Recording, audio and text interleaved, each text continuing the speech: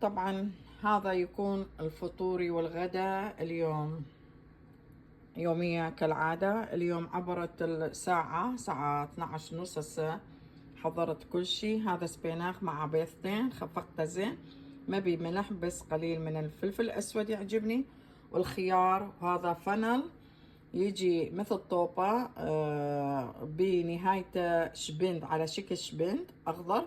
هذا كل الصحي همينه. قليل من زيت الزيتون، قليل من بلوبري طبعا. وذا كافي، هذا مو كافي، كاكاو 100% خام، ما بي أي شجر، ما بي أي مواد الحافظة.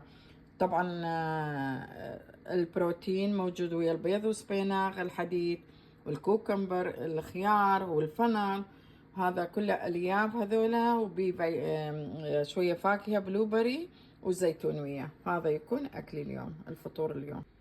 طبعا هسه دا اسوي غدا والفطور، يعني عبرت الساعه 12 و20 دقيقه يمي. خليت قليل من الزيت الزيتون، خفقت بيضتين، واخلي هاي سبيناخ كله هنا واخلطه زين. وبعدين اقليب هذا الزيت الزيتون بالسبيناخ. خليت بس فلفل اسود، شايفين؟ اخلطه كله زين واخليه بالطاوه واخليه يقبخ فوقاته، ولما يستوي يصير الفطور مالتي.